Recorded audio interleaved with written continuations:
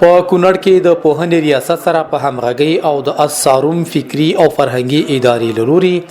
څوکۍ ولسوالۍ په دارالعلوم کې د شرعي نظام په استحکام کې د اطاعت د اغیزې په نوم کتاب کې ازموینه څه موده وړاندې د دیني مدرسو او دولتي او خصوصي ښوونځیو څخه د شاوخوا 400 تنو زده کوونکو ترمنځ سیالي په لار اچول شوې وه چې د یادې سیالۍ پایلې د یوې ځانګړې غونډې په ترڅ کې اعلان شوې. د څوکۍ ولسوالۍ د پوهنې مسؤلین وایي د ازموینې موخه د زده کوونکو د دیني او عصري زده کړو پوهاوي لوړول، د سیالیو فرهنګ پیاوړی کول او د هغوی د استعدادونو معلومول شامل دي. نو زموږ غوښتنه او بجنیات دا چې دا ازموینه نور هم وغځېږي. دا خو اوس یو څو مکاتب او د یو څو مدرسو په شمول موږ واخیسته، خو بلکې دا باید د ولایت په سطح باندې مسابقات تیار شي، د هیواد په سطح باندې انشاءالله موږ د خپلو ښوونکو او زده کوونکو نه دا تمه لرو چې دا په دې کې اول نمرګان، دویم نمرګان، دریم نمرګان راځي او انشاءالله دغه انعامونه چې دا دې ترلاسه کوي.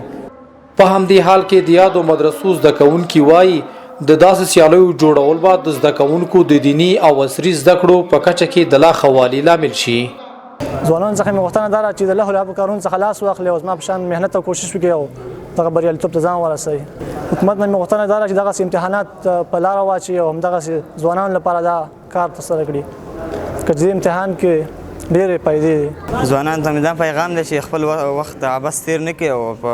په علم پسې وګرځي او زده کړه وکړي. موږ د اسلامي نظام نه غوښتنه کوو چې همداسې سیالونه هم راوړي. د څوکۍ ولسوالۍ د قومي مشرانو په استازولۍ یو تن قومي مشر وایي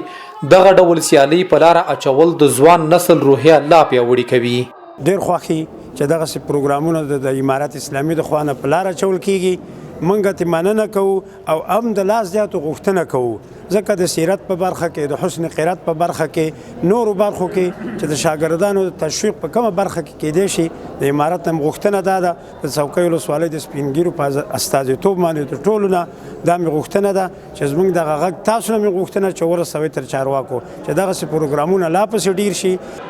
د یادونې وړ ده چې د لومړي او دوهم مقام ګټونکو ته یو لیپټاپ کمپیوټر او نورو تر 26 ممتازو زده کوونکو ته مختلفې تحفې او ډالۍ د دیني عالمانو او د پوهنې ریاست مسؤلینو په لاسونو ورکړل شوې.